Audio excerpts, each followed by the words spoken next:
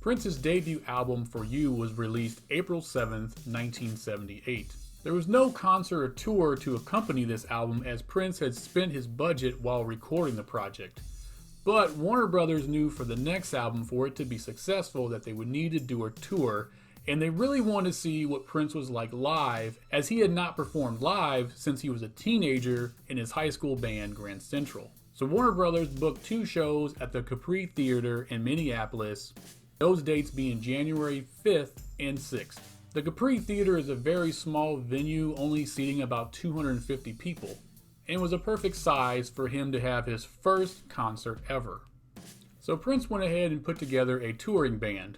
The band consisted of Bobby Z on drums, Andre Simone on bass, Des Dickerson on guitar, Matt Fink, not Doctor yet, on keyboards, and Gail Chapman also on keyboards. During this show, not only did Prince sing all the leads, but he also played guitar, bass, drums, and keyboards. The set list included For You, Soft and Wet, So Blue, and Just As Long As We're Together from his debut album.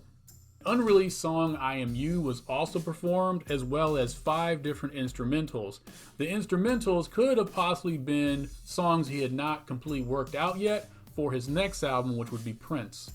The whole show was about an hour long. Warner definitely saw potential, but they knew he wasn't ready yet, as he spent most of the show with his back to the audience and constantly whispering instructions into his bandmates' ears, as their performance had not been polished yet and they were still trying to figure each other out.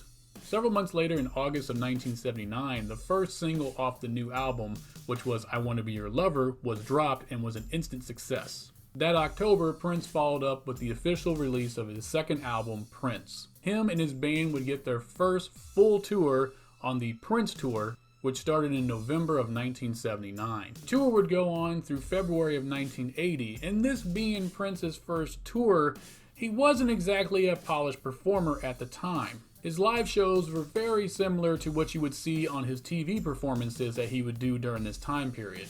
All the band members were kind of doing their own thing, and there was even moments where they were competing for the spotlight over Prince.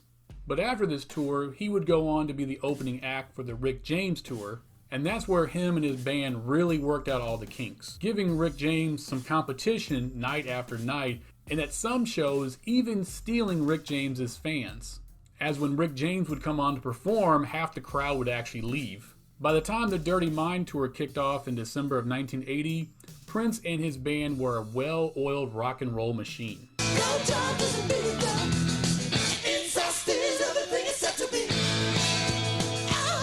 Thank you again for watching this video. Please like and share it as much as possible. And as always, please subscribe to the channel. And I will see you on the next episode, where I talk about a very rare, hard to find gem of an old Prince recording. And until that next episode, I wish you heaven.